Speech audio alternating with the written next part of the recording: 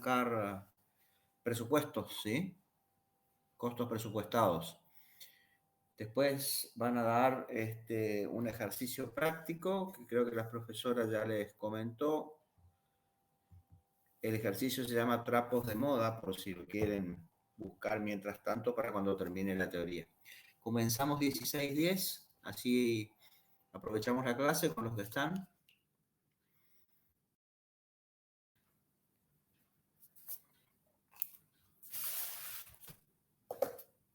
Voy a compartir pantalla para ir trabajando más que nada un repaso de costos por procesos, porque ya han dado con los profesores, han trabajado con unidad equivalente, así que vamos a hacer un pequeño recorrido por lo que es procesos. Me dan un segundo.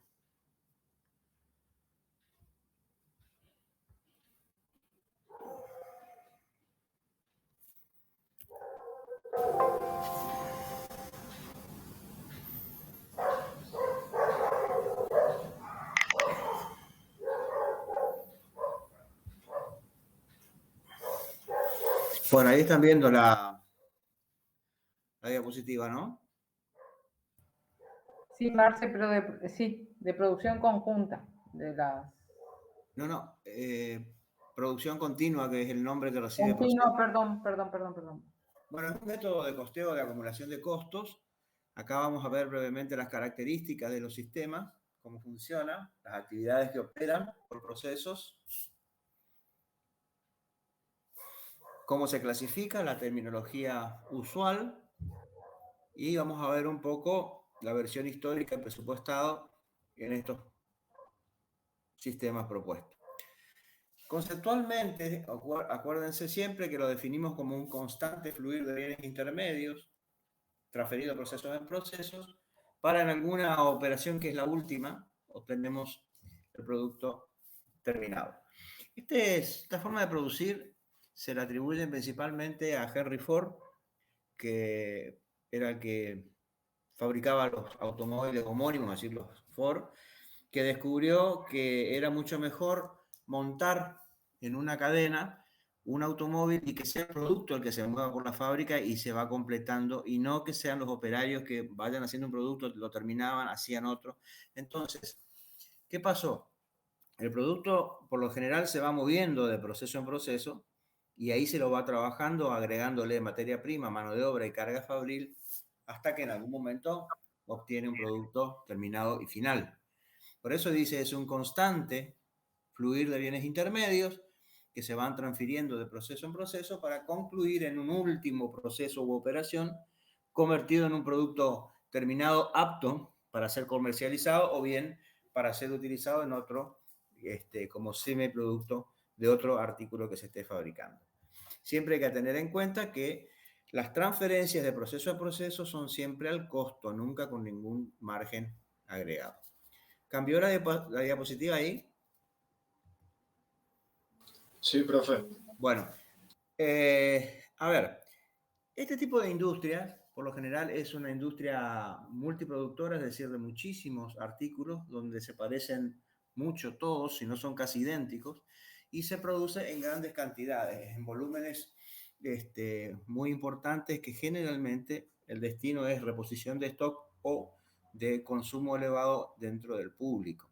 Entonces, no es posible, como hacíamos en costos por órdenes, acumular los costos en cada producto desde que empiezan hasta que terminan, sino que el objetivo es principalmente determinar cuál es el costo global mensual, que vendría a ser un costo global promedio de cada uno de los artículos que se fabrica en un departamento, que nosotros llamamos unidad de costeo, para cuando termina el periodo de costos, obtenemos costos promedios, ¿sí? O sea que, así como las unidades son muy similares, sino idénticas, los costos, ¿sí?, también lo son. Son muy similares, por eso los llamamos costos promedio. Y tengan en cuenta que la unidad de costeo debe ser costeada por unidad de costo, ¿sí? Es decir, acumular costos de materia prima, de mano de obra directa y de carga fabril en cada uno de los departamentos. Gráficamente, Esto es algo muy elemental, pero sirve. Esto sería una planta fabril con 3 departamentos de producción, donde la producción del 1 es enviado al departamento de producción 2, al departamento de producción 3, así sucesivamente, hasta que en alguno obtenemos eso que nosotros llamamos producto final. Dentro de cada uno de estos departamentos de producción, vamos acumulando los costos, ¿sí?, por elemento, es decir, materia prima, mano de obra directa y carga fabril. Si queremos hacer un estudio más minucioso, que muchos lo hacen, a la carga fabril la dividimos en variable y fija. Pero por ahora, digamos que esta es la apreciación gráfica y lo que se logra acumular en el departamento de producción 1 como costo de materia prima, mano de obra y carga fabril, luego se divide por esas unidades fabricadas en ese departamento y para ese periodo que ustedes conocen con el nombre de unidades equivalentes.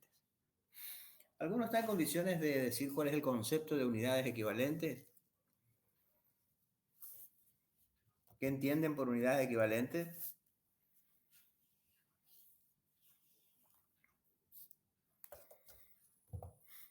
El fenómeno de esta industria es que la producción no se detiene nunca, o sea, cuando empieza el programa de producción, se produce a las 24 horas, a veces en algunas fábricas. Por lo tanto, cuando termina el día, no es que voy a terminar con todos los productos terminados. Va a haber un porcentaje de productos terminados, un porcentaje importante de productos avanzados al 80%, otros al 70%, otros al 40%, otros al 5%. Entonces, la división de esos costos acumulados se hace no sobre las unidades, sino que se utiliza un concepto de unidades equivalentes.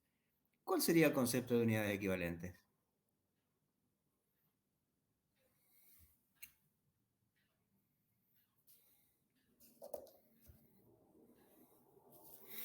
¿Alguno se anima a explicar con sus palabras?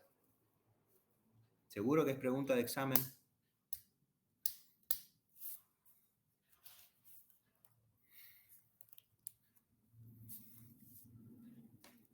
¿Nadie? Bueno, recuerden que las unidades equivalentes es un patrón de medida, que lo que tiende a hacer ese patrón de medida es establecer un rango de relación o de equivalencia de unidades terminadas respecto de otras no terminadas.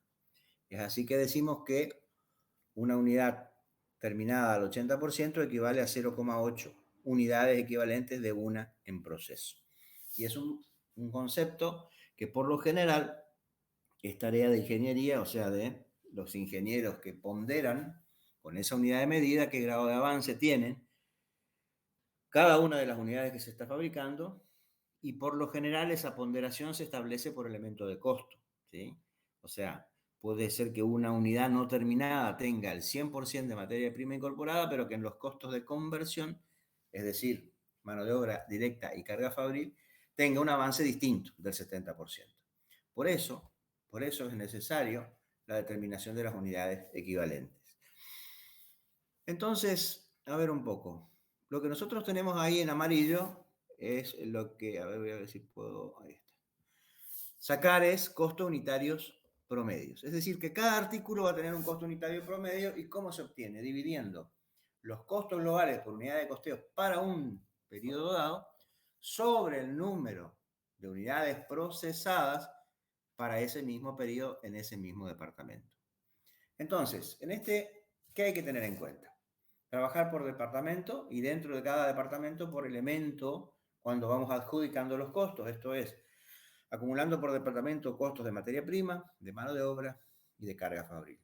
En segundo lugar, como les estamos comentando, lo que hay que hacer una vez acumulados los costos de una unidad de costeo es tratar de cuantificar la producción física. Y ahí es donde se usa el concepto de unidades equivalentes. ¿Por qué? Porque la producción física del periodo, por las propias características, puede que implique tener que encontrarnos con unidades con un grado de avance distinto. Entonces, para hacer ese costo unitario promedio, lo que hago es resolver el problema de la producción procesada sin terminar usando el método de las unidades equivalentes. En cuarto lugar, hay que respetar el tipo de proceso. Cuando se refiere a tipo de proceso, por lo general, nosotros decimos que hay 3 tipos de procesos. Uno, que es el proceso secuencial, cuando se sigue una secuencia encadenada de producción. Otro tipo de proceso que le llamamos costos por procesos paralelos, donde no se espera un departamento y otro, sino que cada uno produce independientemente de lo que pase en el otro y el producto final es una simple integración de lo trabajado en cada departamento. Ejemplo, la producción de zapatillas o zapatos, donde un departamento hace el lado izquierdo y el otro el lado derecho. Y finalmente, el tercer sistema es el sistema mixto, donde se combinan costos por procesos secuenciales con los paralelos. Y este sistema tiene características propias que lo distinguen, por ejemplo, lo distinguen de órdenes. En primer lugar, en este sistema no se acumulan costos en el producto, sino que la asignación de los costos es en las unidades de costeo, o sea, por departamento.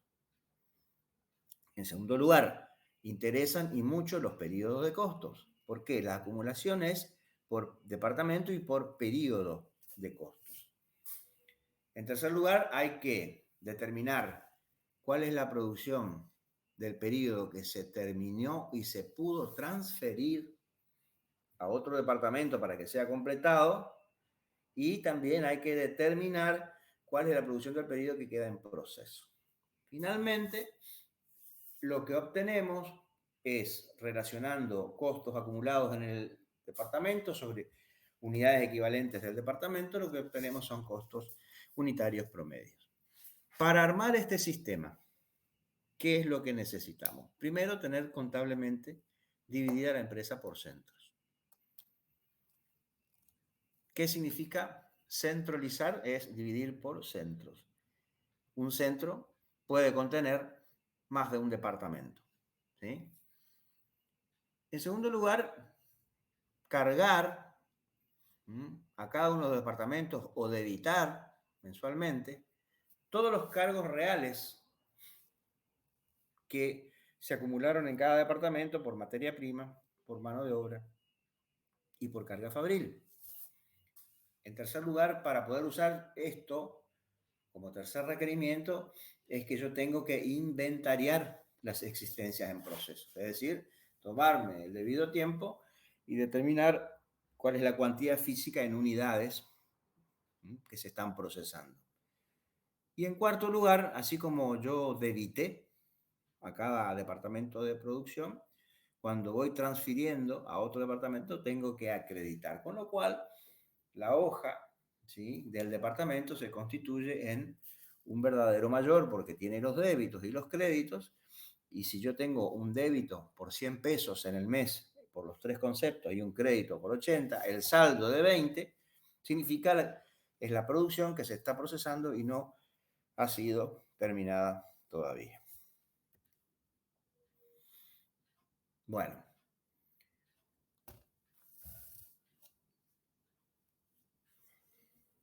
Como este es uno de los primeros sistemas de acumulación de costos, donde empiezan a aparecer el trabajo de contadores y de ingenieros en conjunto, es usual, práctico, ¿sí?, establecer ciertas convenciones en cuanto a terminologías que se van a usar. Porque, como les digo, son dos disciplinas que actúan en conjunto, en principio, los contadores y los ingenieros. Entonces, se crea un lenguaje común para que ambos sepan de qué se está hablando cuando uno habla, por ejemplo, de proceso, departamento, unidad de costeo, centro de costos o centro de operación. Cuando uno hace referencia a eso, está queriendo hacer referencia a que son los lugares donde se está produciendo la transformación de los elementos del costo en un producto final. Otra terminología u otra convención utilizada son los costos incurridos, que hace referencia a los costos que se van acumulando por departamento, por elemento, por unidad de costeo y por periodo, que es el mes. Producción procesada es la totalidad de lo que se ha estado trabajando en un periodo en un departamento. Toma las existencias de inicio y las existencias final. En cambio, la producción procesada en el periodo solamente toma la producción procesada en el periodo con las existencias iniciales para saber lo que se trabajó físicamente en ese periodo. Producción terminada se refiere a los elementos que son aptos para ser transferidos en carácter de tales, ya sea como producto terminado para salir al público o como semiproducto para ser utilizado en otro proceso. La producción procesada propiamente dicha excluye las mermas, y la producción procesada computable en unidades físicas lo que hace es excluir las mermas también, pero depurando las normales de las anormales. Es decir, que en la terminología del sistema, por cuestiones de síntesis, nosotros le comentamos esto, pero cuando ustedes lo van a leer, van a ver que cada uno de estos conceptos tiene, aparte, valga la redundancia, de su conceptualización, de qué se trata cuando uno habla de cada una de esas cosas, sé también las fórmulas matemáticas de cómo se calcula.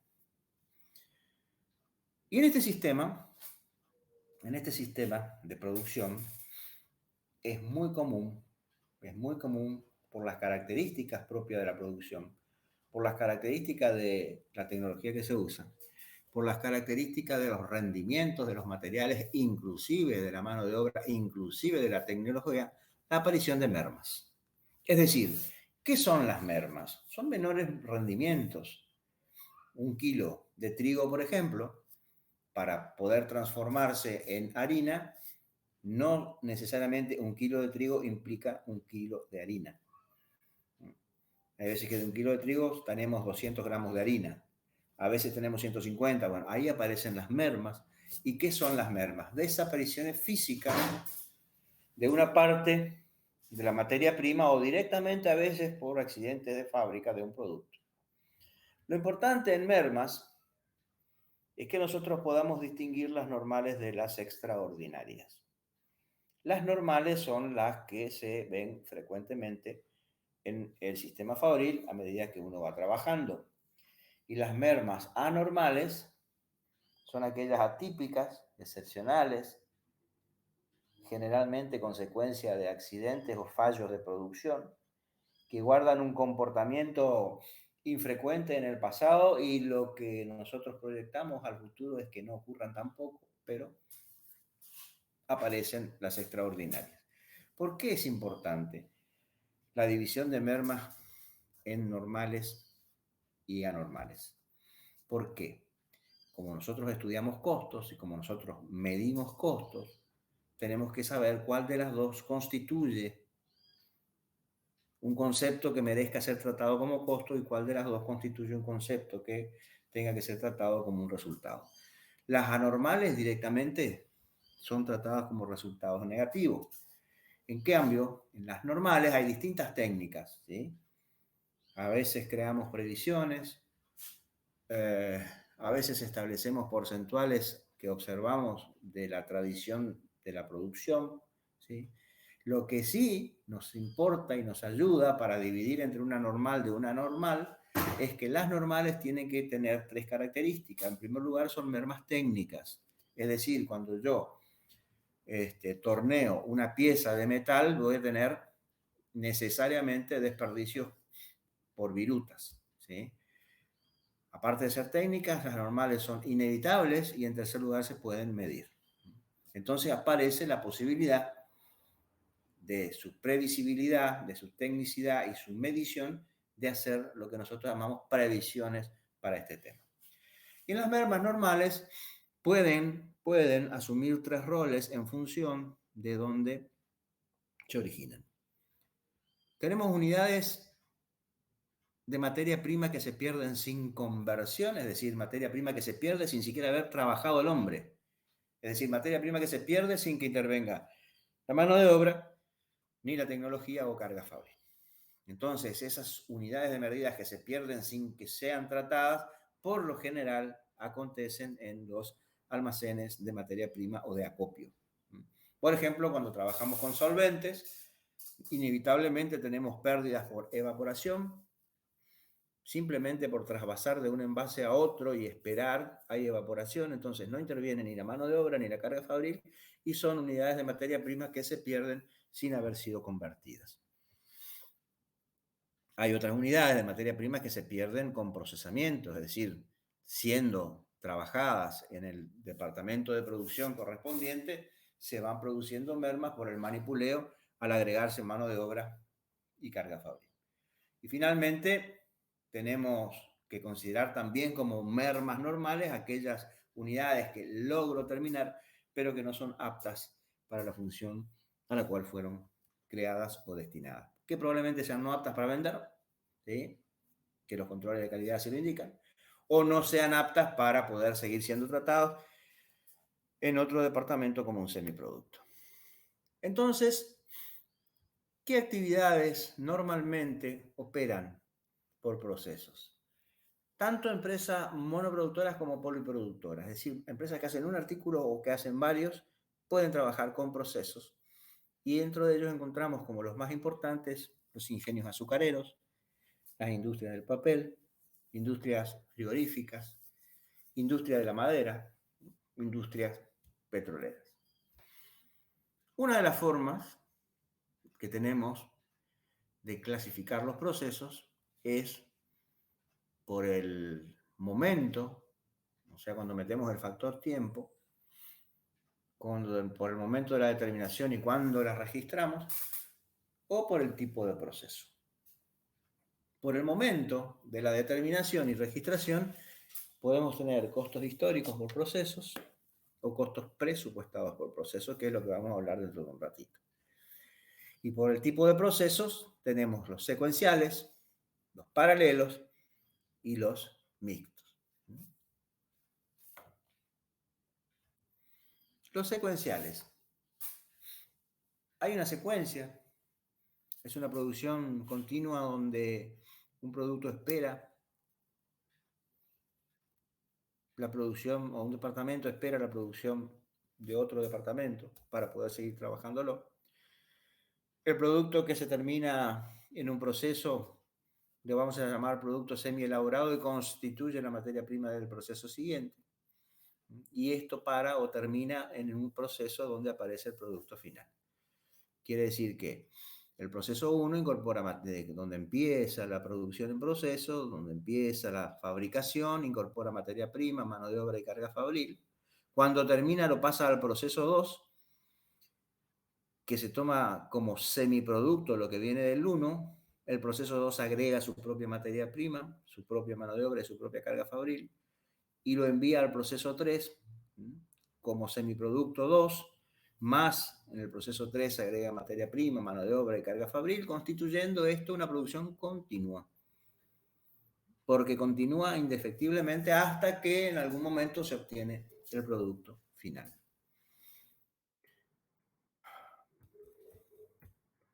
Fíjense lo diferente que es procesos paralelos. Hay un proceso 1, un proceso 2, que ninguno de los dos espera nada del otro, técnicamente trabajan por sí mismos. El proceso 1 consume materia prima, mano de obra y carga fabril. El proceso 2 lo mismo, ¿sí? Para poder obtener los costos unitarios del proceso 1 es necesario calcular las unidades equivalentes del proceso 1. Y para obtener el costo unitario promedio del proceso 2 también. Una de las preguntas que muchas veces le hacemos a los alumnos es si estamos en presencia de un costo por proceso paralelo, ¿es o no es necesario hacer el cálculo de unidades equivalentes? Es necesario. Es necesario. Porque lo que hace el proceso 1 puede encontrarse al finalizar el mes con 100 unidades terminadas al 100%, 50 terminadas al 80%, 20 terminadas al 40%. Entonces, necesariamente, para poder obtener los costos unitarios promedio del proceso 1, tengo que calcular las unidades equivalentes. ¿Cómo se hace el producto final? El producto final no implica un proceso industrial adicional o un reproceso donde se le agrega mayor valor. No, simplemente se junta, se mezcla, se fusiona o se combina lo del proceso 1 con lo del proceso 2.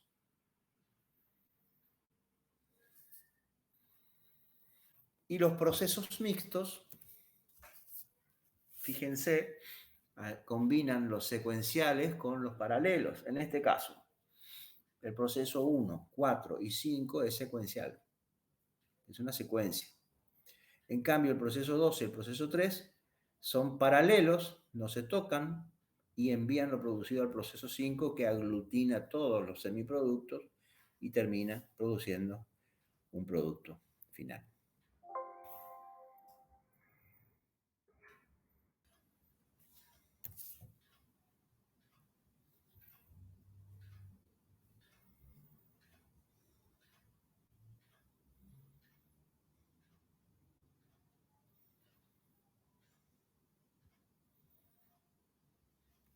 Bueno, con esto damos por cerrado producción de proceso histórico. ¿Sí? Ya tenemos el sistema de costos por órdenes históricos, costos por procesos en su versión histórica. ¿Sí? ¿Cuál es la versión histórica? Primero se produce, después aparecen los costos. Nosotros dijimos que también existen los costos presupuestados por procesos y los costos presupuestados por órdenes. Entonces, para poder conversar de esto, vamos a cambiar, ¿sí? Yo comparto pantalla y empezamos a hablar de los costos o sistema de costos presupuestados. ¿Me están escuchando? Sí, Sí, Marce. profe. Bueno, los costos presupuestados, también llamados predeterminados, obviamente son donde la valorización se hace antes del consumo de insumos. Entonces, eso que yo llamo objeto de costos, que es lo que voy a fabricar y que es intención de mi costeo, aparece después. Lo que primero armo son los números. Primero armo los números y después hago la producción. Y ahí tenemos los primeros que aparecen en costos presupuestados, son los costos estimados. ¿Sí? Costos estimados. ¿En qué se basan? En lo que normalmente, históricamente ha venido ocurriendo en los últimos años normales de producción o en los periodos normales de producción. Y ese acontecimiento es lo que yo uso para decir, bueno, en el futuro me va a pasar más o menos lo mismo porque normalmente ocurrió eso siempre. Pero ¿qué pasa? Los ajusto en función de distintos ajustes económicos, por ejemplo, el tema inflacionario, aparición de nuevos materiales, aparición de capacidades humanas nuevas en cuanto a manejo de insumos, aparición de nueva tecnología. Entonces, yo tomo los antecedentes históricos del comportamiento de cómo ocurrieron los costos y los voy ajustando en función de esas variables que les digo y armo, ¿sí?, un costo estimado proyectado al futuro. Estos costos estimados cumplen un objetivo, que es dar información, ¿sí?, predeterminada antes al empresario de cómo va a ocurrir las cosas. Tiene una grandísima ventaja. En primer lugar, son costos que se originan en una actividad a la cual estoy acostumbrado a hacer. No solo yo, sino mis operarios, mis cuadros directivos, mi nivel de maquinaria, ¿sí? Por lo tanto, es sumamente económico poder implementarlos y lo entiende el empresario perfectamente y lo entienden perfectamente los operarios, entonces se crea un hábito de trabajo automatizado que lo vamos ajustando por variables económicas, materiales, humanas o tecnológicas y las vamos trasladando año a año al futuro y así vamos haciendo los costos estimados y resultan sumamente fáciles de utilizar, de comprender y el nivel de economía es bastante grande. Tienen un problema subyacente que es que, como se basan en hechos anteriores, no necesariamente esos hechos anteriores hayan sido perfectos. Es decir, probablemente hemos venido cometiendo errores no detectados los últimos 3 años que lo único que hacemos usando este sistema, que es barato, económico y entendible, es crear una tendencia perpetua futura a seguir cometiendo errores y no nos damos cuenta. Esto trae problemas de competitividad, trae problemas a la hora de fijar precios, problemas a la hora de evaluar inventarios. ¿Por qué? Porque hay algún error que se está produciendo y no sabemos dónde.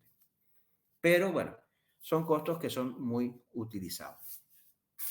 Entonces, estos costos estimados lo que hacen es predecir costos, ¿no? Que es lo que nosotros llamamos costos esperados o costos probables. Pero ¿qué pasa? Simplemente son proyecciones a futuro y no establecen medidas de eficiencia. Es decir, acá no hay el nivel de comparación. Nosotros ejecutamos los presupuestos y no hacemos la retroalimentación del control.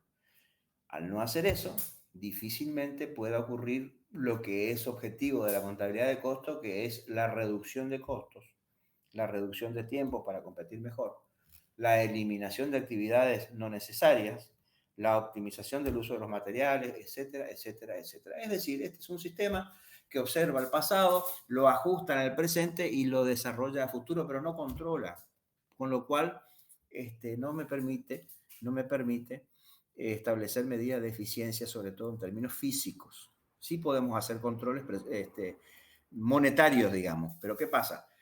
Yo hago un control monetario, digo, bueno, tuve una variación de 100 pesos en todo el ejercicio, pero no sé si esa variación se originó en qué lugar de la fábrica, si la variación es recurrente de solo ese lugar, si la variación se produce en todo el ámbito de la cadena de valor, si la variación es porque compramos mal, compramos tarde o porque tenemos mano de obra, etcétera, etcétera. Entonces, se complica mucho a la hora de establecer medidas de eficiencia. Nosotros hacemos un gráfico.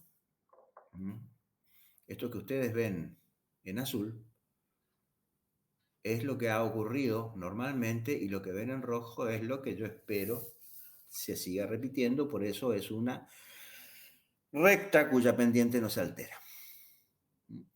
Pero resulta ser que al final del periodo, cuando hacemos esos controles monetarios, vemos que esa recta que pretendía ser tal se dispara para arriba.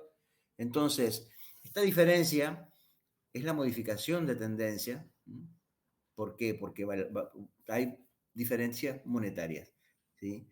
Pero fíjense, sabemos que ocurre la variación en mayo, pero no sabemos dónde. Entonces, las variaciones son solamente monetarias. Con lo cual, no decimos que es un sistema obsoleto, pero es un sistema que sí ha sido superado. ¿Por qué ha sido superado? Por otro sistema de costos que también es presupuestado y predeterminado, pero que es un costo científico, cuidadosamente calculado, que se arma con especificaciones, es decir, se arma la parte primero física de cómo producir y después se hacen las cuantificaciones y esto sí nos permite saber en cuánto hemos tenido variaciones y dónde, ¿sí? Entonces, estoy hablando del costo estándar. ¿Y qué es el costo estándar? Un costo científico, predeterminado, cuidadosamente calculado, y es la cantidad que, según el ente, debería costar un producto, un costo exacto. ¿O cuál es el costo que debería tener un proceso en un departamento durante un tiempo bien medido y sobre la base de normativas técnicas, que le llamamos especificaciones, que contienen normas sobre eficiencias, normas sobre economicidad, normas sobre financiación y otro tipo de normas o factores que a mí me aseguren que el costo exacto se logre. Entonces, los costos estándar son predeterminados y es la determinación de los costos de los productos con anterioridad también, pero a diferencia del otro sistema, este costo estándar son costos científicamente predeterminados que sirven de base para medir la actuación real. O sea, si yo dije mi costo estándar es de 3, ¿sí? Porque uno es de materia prima, uno es de mano de obra y uno carga fabril. Y resulta que el costo fue 3,10. Entonces, la actuación real difiere del costo estándar en 10 centavos. Y como yo sé que el costo de la materia prima es 1, es uno de mano de obra, es uno de carga fabril. Después me permito comparar si en la realidad fue uno o fue más o fue menos en la carga fabril, en la materia prima o en la mano de obra. Y eso me permite, ¿qué cosa? Establecer el método más eficiente porque me permite corregir. Establecer la mejor productividad de la mano de obra porque me permite entrenar a los operarios como realmente debe ser. Y me lleva al menor consumo de insumos físicos, a la economicidad, ¿sí? Y siempre teniendo en cuenta que el costo estándar se calcula para un determinado periodo, para una determinada calidad y para un volumen de producción dado. Es decir, el costo estándar tiene 3 atributos que yo no puedo soslayar. Tiempo, cuando yo calculo un costo, digo yo, ¿para qué tiempo? ¿Para qué calidad? Y ¿para qué volumen de producción? Bueno, entonces, advertido que estamos de que los costos presupuestados son costos que se hacen antes, ¿sí? de la producción, y que tenemos 2 variantes, el costo presupuestado, ¿sí?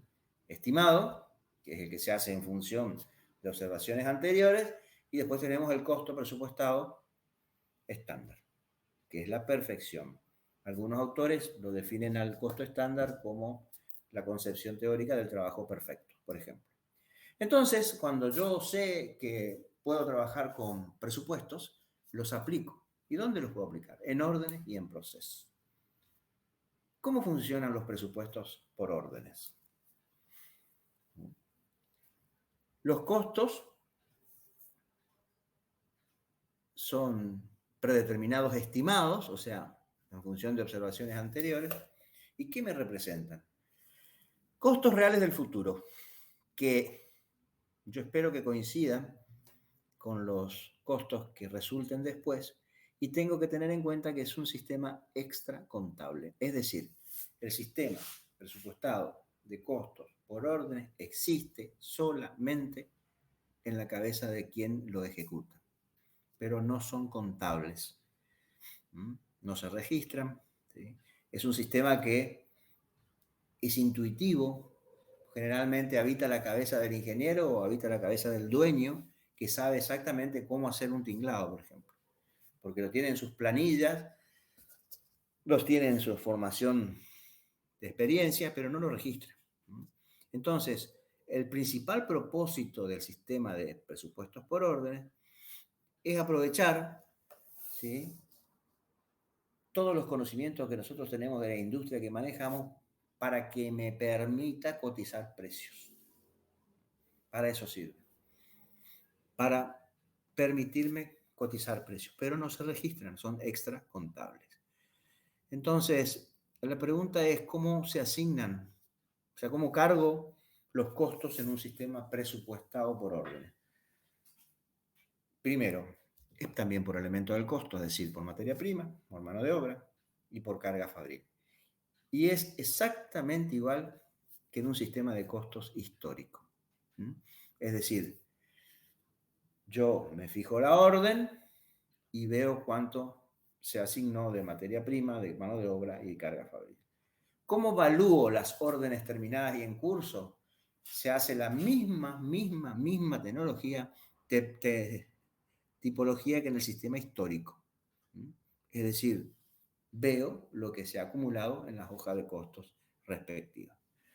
¿Cómo se fija el precio de venta? Ese costo presupuestado es la base para determinar el precio de venta, ¿sí?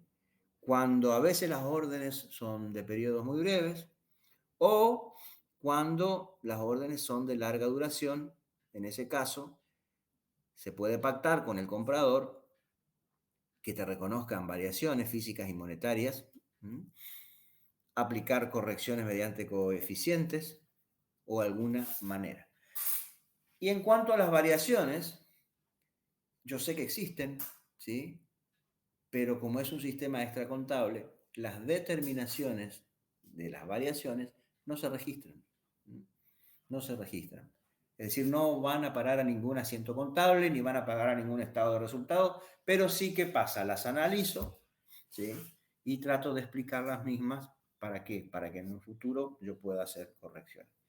Pero es un sistema volátil, digamos, que existe en la cabeza de quien tiene la experiencia de fabricar algo, pero no lo registro. Simplemente lo utilizo como referencial para llevar adelante un trabajo. En cambio, cuando vamos a los costos por procesos presupuestados, es un sistema de costos que ya es, sí, contable, es de mayor peso, es de mayor costo de implementación y obviamente se aplican a las industrias múltiples, seriadas y repetitivas, ¿sí? Entonces, ¿cómo funciona el costo presupuestado por proceso? Este sistema se basa en lo que pretende el costo estimado. Y generalmente, les digo, los costos por presupuestos por procesos generalmente no se utilizan. ¿Por qué? Por dos motivos. En primer lugar, porque son costos, sistemas de costos que requieren mucho estudio, que requieren tiempo de implementación, que requieren costos elevados para hacerlo y que como no me garantizan una fiabilidad total, generalmente entre hacer un costo presupuestado por proceso y directamente hacer un costo estándar, que es un costo exacto, el 99,9% de las empresas y de los industriales usan el costo estándar. Por eso se dice que a veces el costo estándar, antes de nacer como estándar, fue un costo presupuestado por procesos que se lo trabajó científicamente y se lo perfeccionó y se lo llevó a un estándar. ¿Cómo se hacen los presupuestos en este sistema? El responsable es gerencia de fábrica. Es la gerencia de fábrica la que prepara las especificaciones técnicas de cada uno de los productos que se hacen en la unidad de costeo, en cada departamento. En materia prima, ¿qué se estudia? Se estudia qué especie de materia prima voy a usar, qué calidad, cuánta materia prima. Se estudia cuáles son los márgenes de desperdicios que yo considero normales. En mano de obra, observo detenidamente la calificación de mi mano de obra o la calidad.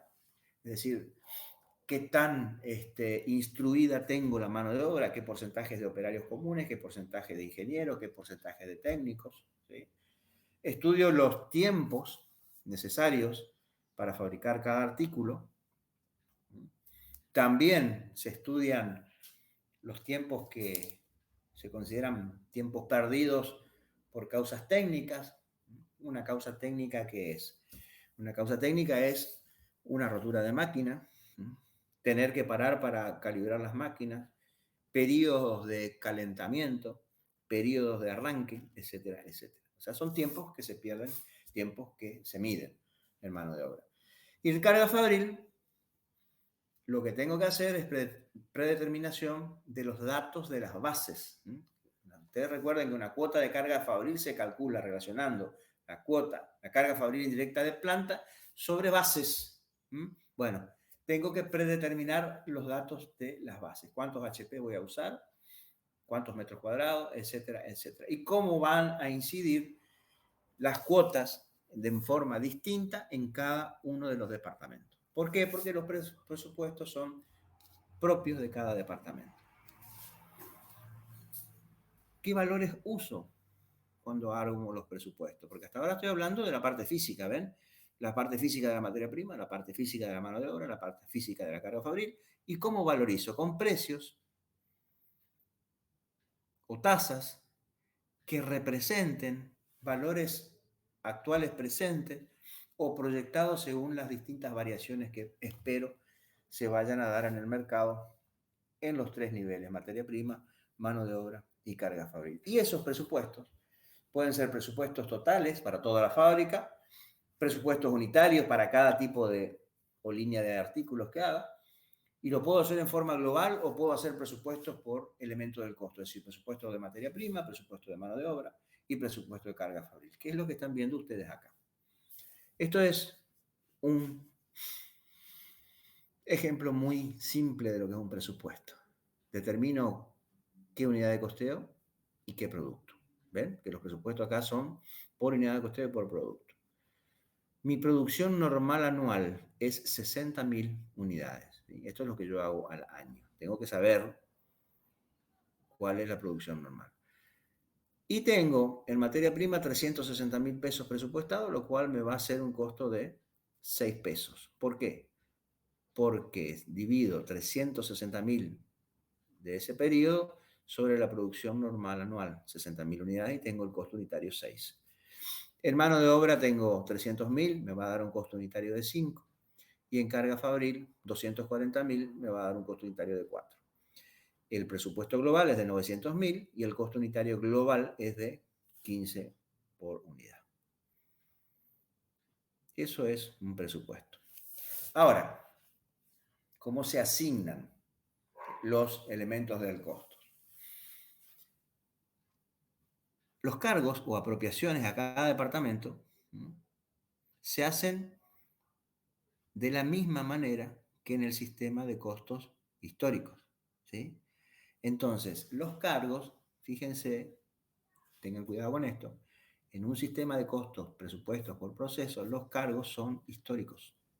O sea, los débitos son históricos. ¿Por qué? Porque se van haciendo a medida que transcurre el tiempo o transcurre la producción. Entonces, ¿cómo asigno los elementos del costo? Igual que en un sistema de costo histórico, voy debitando costos históricos. Entonces, ¿cómo evalúo después la producción procesada en el periodo de post?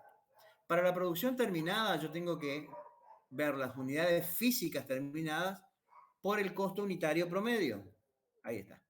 Para eso saqué los costos unitarios. ¿Ven? Y la producción en proceso no tomo unidades físicas, sino que tomo el patrón de medida de rango de equivalencia, que son las unidades equivalentes a terminadas por el costo unitario presupuestado, y eso me va a dar el costo de la existencia final del periodo. Para las mermas extraordinarias puras perdidas, tomo las unidades equivalentes de mermas a terminadas por el costo unitario presupuestado y tengo el costo total de las mermas extraordinarias puras perdidas del periodo. Y reitero, el costo unitario presupuestado puede ser global o por elemento del costo. Entonces, fíjense, ¿cómo se evalúa la producción procesada? La terminada, tomo las unidades físicas, 500 terminadas por elemento del costo, por su costo unitario. Y ahí tengo el costo total de la producción terminada. La producción en proceso, o sea, la que queda sin terminar al cierre, tomo las unidades equivalentes, ¿sí? No las físicas, porque es imposible, están en proceso de producción, por lo tanto no han sido terminadas. Entonces, tomo unidades equivalentes por el mismo costo unitario y tengo el costo total de la producción en proceso al cierre. Para las mermas hago lo mismo, ¿sí?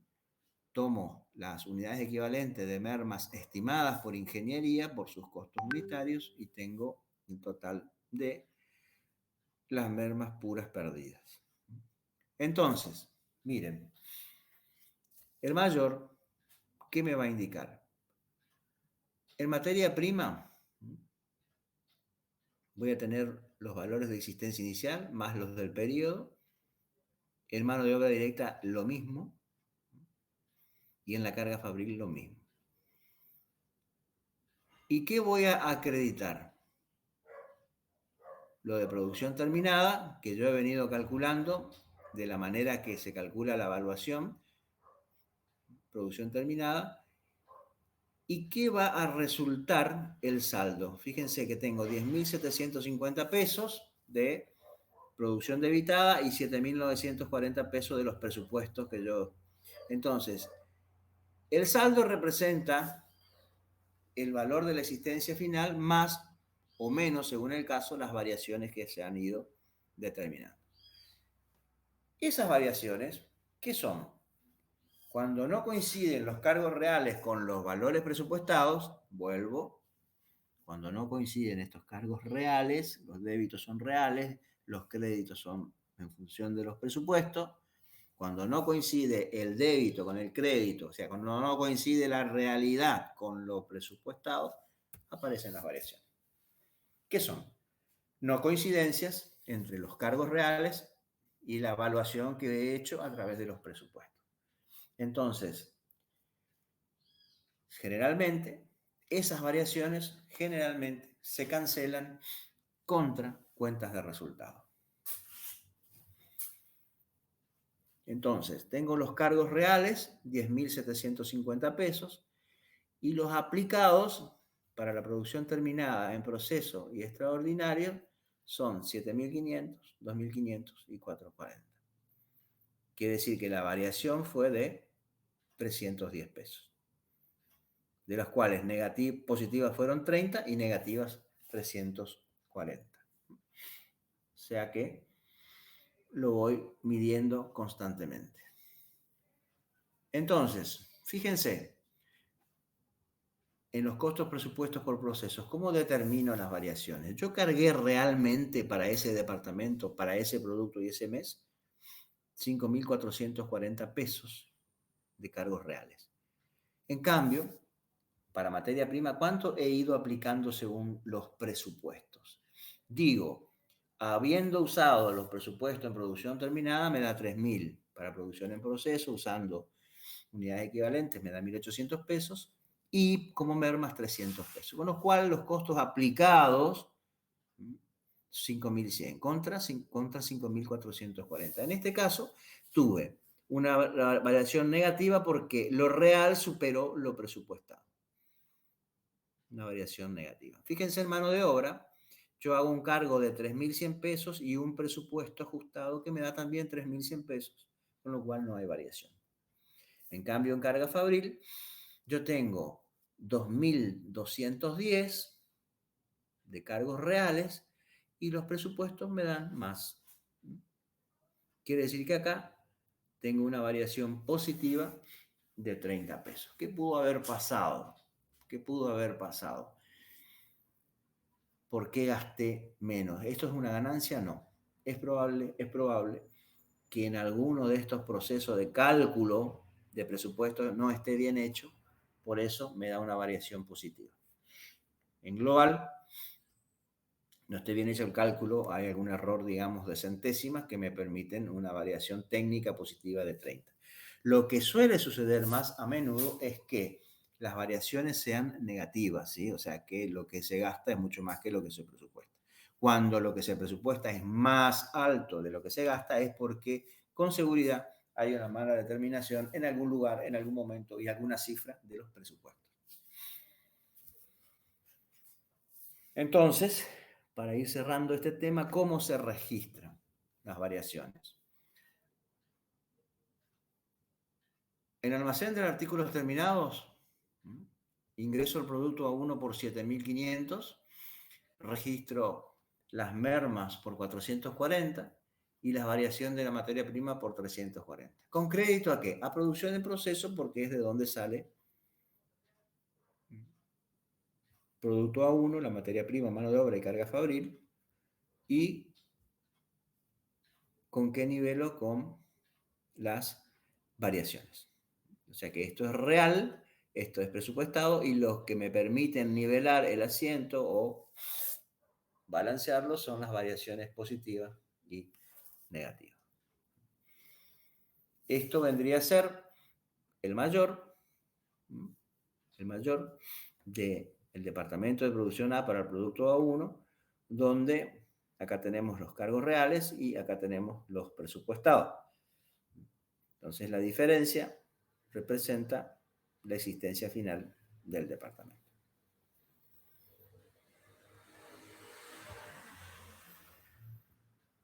Bueno, ese es el tema costos, presupuestos por procesos.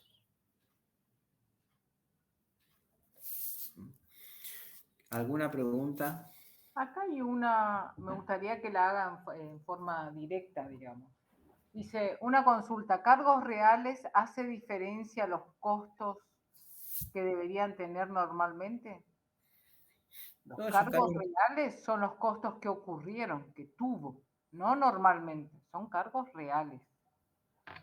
Lo normal es la especificación de lo que tendría que tomarse como normal, que se viene repitiendo, podría considerarse que se viene repitiendo a lo largo de algunos periodos de costos. Entonces, haciendo un análisis como los costos estimados, podríamos decir que como vienen ocurriendo, lo normal sería tanto. Pero cuando hace referencia a cargos reales, son los cargos que realmente acontecieron, se llevaron a cabo, que tuvo la empresa en ese periodo de costo, en esa unidad de costeo.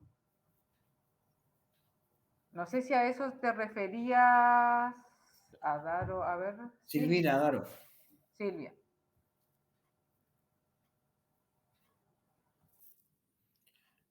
Los costos aplicados, Silvina, o sea, a ver, lo real de dónde sale, de las facturas, ¿no?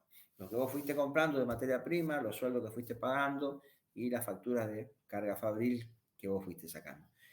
Y los aplicados surgen de qué? De la determinación de los presupuestos que hay que prepararlos por elemento del costo y que vos lo aplicás a la producción normal, ¿sí? O sea, los aplicados serían los costos presupuestados ajustados a ese nivel de producción que tuviste. O sea que vos decís, a ver, yo tengo 60.000 unidades, tengo costo real de 60.000 pesos. Para las mismas 60.000 unidades, un presupuesto de 62.000 pesos. Ahí tengo una variación positiva de 2.000 pesos, porque gasté de menos. Puede que te pase que tu presupuesto para las 60.000 unidades sea 50.000 pesos, tu gasto real, pero tu presupuestado para 60.000 unidades sean de 48.000, con lo cual tenés un presupuesto menor y un gasto mayor.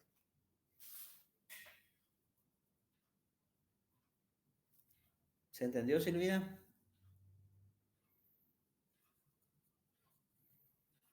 Cuando den el tema, que lo van a dar seguramente con... hay un ejercicio que se los voy a pedir a los profesores que lo suban, es sumamente sencillo, lo van a entender, pero cuando den estándar lo van a terminar de entender mucho mejor a este tema.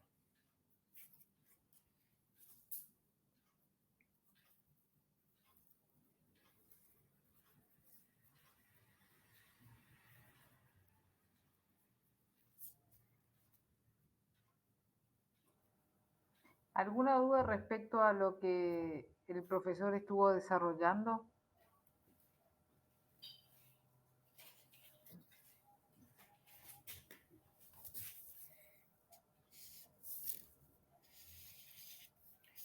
En síntesis, estas clases tienen que tener en cuenta que nosotros estamos hablando de sistemas de costos, ¿sí? Sistemas de costos son sistemas, formas de acumular costos. Están los históricos, ¿sí? Que ustedes vieron costos por proceso, perdón, primero vieron costos por orden, históricos, y después por proceso. Primero se saben los costos y después se hace la producción. Y ahora acaban de enterarse de que hay presupuestados por órdenes que son extracontables, les reitero, solo existen en la cabeza de quien los usa, y hay presupuestados por procesos, que son mucho más complejos, que necesitan tiempo para armar, por lo cual, por lo general, terminan usándose costos estándar, que todavía no lo vamos a ver porque la clase siguiente, que es el día miércoles, si Dios quiere, vamos a hacer muy brevemente un comentario del sistema de ABC, que es un sistema de costos también, que se utiliza mayoritariamente para las cargas fabriles. Lo vamos a comentar nada más, porque después lo vamos a usar más en gestión. Y la clase que viene sí vamos a ver un fenómeno que se llama de producción conjunta, que es una variante que solo se dan los costos por procesos, que es cuando a partir de una misma materia prima yo puedo tener 2, 3, 4, 20, 30 productos distintos. Pero por ahora, en claro que son sistemas de costos que se dan en versión histórica para órdenes y procesos, y hay sistemas de costos que se dan en versión presupuestada para órdenes y procesos. Son temas Sobre todo los presupuestados, se los aconsejo, lean lo de, eso sí, del profesor Balanda, porque es bastante concreto y no da mucha vuelta, digamos, y son más fáciles de entender.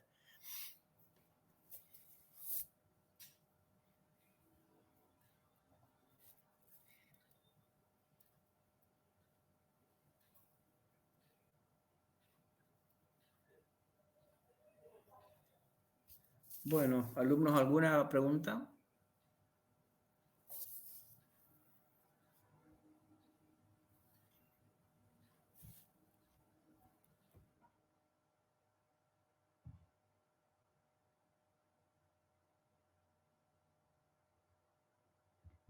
Creería que entendieron, Marce. Yo no sé si es Alejandro o Ana los que siguen con la clase práctica, el desarrollo de Bueno, trabajos. les comento, la clase práctica empieza a las 17:30, o sea, vamos a hacer un recreo de 20 minutos y busquen el ejercicio trapos de moda, ¿ok? La profesora Capazo se va a integrar a esa hora y va a dar ese ejercicio. Bueno. Gracias.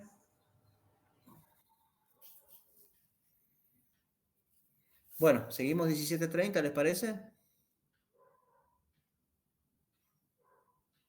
Profe, Sí. disculpe, le quería hacer una consulta más que nada.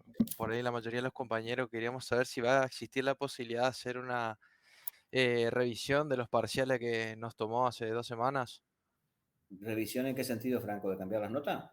Revisar más o menos en qué se falló cada uno. Ah, si ustedes quieren ver los exámenes. Eso. Y bueno, yo tendría que pedir un aula en la facultad y encontrarnos un día ahí. Eh, lo que bueno, puedo hacer el trámite y les digo el miércoles en que quedó, si les parece. Ok, profe, por favor. Sí, bueno, la inquietud que está viendo, sobre todo yo calculo eh, que tuya, Federico, que vos tenés un 5, estás a un punto de la promoción, ¿no es cierto? Sí, profe. Bueno, sí, les digo en general, los 5 son mentirosos, digamos. Hemos hecho el esfuerzo porque realmente no llegan al 5 o llegan muy justo, digamos. Los que tienen 6 sí están bien, 6 para arriba. Los 4 y los 5 entraron medios con force. Entonces, yo lo que te tengo que hablar con la profesora Curi, terminado el segundo examen, sí, a ver, esos 5 lo podemos convertir en un 6 si es que el segundo examen está bueno, digamos. O sea que necesitaría un esfuerzo de ustedes, de los que sacaron 5 sobre todo. O sea que por ahora eso les puedo decir, porque en realidad el objetivo del curso es abandonar, abandonar ya este tema de este plan viejo para no entorpecer la carrera de ustedes. Y bueno, eso principalmente. Igual voy a ver si consigo un aula para mostrar los exámenes. Pero les adelanto, sí, los 5 son medio mentirosos, digamos. Están puestos ahí porque hay un esfuerzo del alumno, se ve que algo le faltó, pero bueno, para poder continuar en carrera, digamos, y ver si, suponte, en el caso tuyo, Federico, que vos te destapás con un 8 en el segundo parcial, que suele ocurrir porque el segundo parcial es más fácil, porque es más mecánico. Entonces, de repente, si la profesora Curi está de acuerdo, lo que podemos transformar esos 5 en 6 para que puedan salir promocionar. Bueno, muchas gracias, profe, por atender mi consulta. Bueno, va para todos en general, ¿sí? Y bueno, la gente de los 4, son 4 ahí, 4. Pero bueno, voy a preguntar a la gente de alumnado si me pueden prestar un curso para jueves o viernes, o lo estoy diciendo el miércoles cuánto. Y por supuesto que sí, que tienen todo el derecho del mundo a ver sus producciones, por supuesto. Buenas tardes, profe. En mi caso me pusieron ausente A y ver, sí, ajá, te más escucho. abajo está mi nota, pero me pusieron mal el apellido porque mi apellido es Ruth Schmidt. Y más abajo está mi nota con Schmidt nomás. Claro, Al final, vos fuiste la que te anotaste en la hoja, ¿te acordás? sí, Bueno, ahí yo tomé textual. Entonces sería, Ruth es tu apellido. Ruth Schmidt es mi apellido. En ese orden. Sí. Bueno, te digo, no, ya estoy anotando acá porque tengo la hoja a la vista, ¿sabes? Lo modifico. Bueno, gracias. No hay por qué.